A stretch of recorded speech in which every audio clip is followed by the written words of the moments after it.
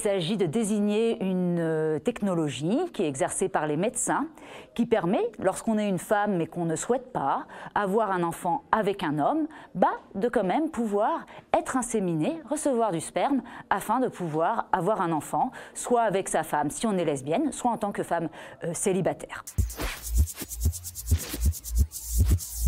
Depuis 6 ans en France, la PMA, c'est devenu un enjeu politique, un enjeu médiatique sur lequel on voit affluer les déclarations, comme par exemple celle du président Emmanuel Macron, qui a promis pendant la campagne qu'il souhaitait mettre fin à cette discrimination insupportable, parce que c'est bien de ça dont il s'agit, c'est-à-dire que la PMA, elle existe, elle est accessible pour les femmes hétérosexuelles, mais pour d'autres, célibataires ou lesbiennes, elle est inaccessible, elle est interdite.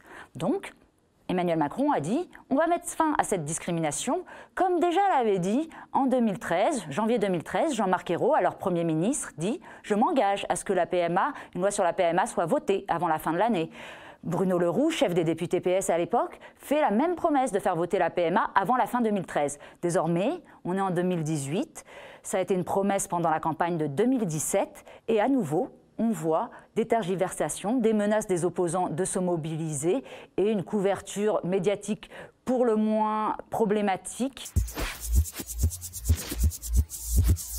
En quelques années, depuis les débats sur le mariage pour tous en 2012-2013, ça a augmenté de près de 20% les personnes qui étaient favorables à la PMA. Je crois tout simplement parce que ces personnes ont appris à connaître ce que c'était que cette technologie. Et puis d'autres ont aussi évolué. Par exemple, Édouard Philippe qui a dit qu'avant il était contre et puis désormais il a évolué. Et on voit se rallier pas mal de personnalités à en faveur en fait, d'ouvrir la PMA aux couples de lesbiennes. Et pourtant, ça bloque, et ça tergiverse, et ça laisse la possibilité à la Manif pour tous de s'exprimer.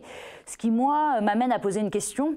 Qui a intérêt à ce qu'on continue sans fin à discuter de la PMA et à ce que ces discussions, il faut bien le souligner, soit aussi l'occasion de nombreuses montées d'homophobie, de lesbophobie, qui est une homophobie spécialement dirigée contre les lesbiennes. Plus on discute, plus on observe que les agressions augmentent. Donc qui a intérêt à ça? Pourquoi est-ce qu'on fait tant durer ce débat sur la PMA comme on l'a fait durer il y a 6 ans? Pourquoi on recommence à faire ça? C'est la question qu'on peut poser.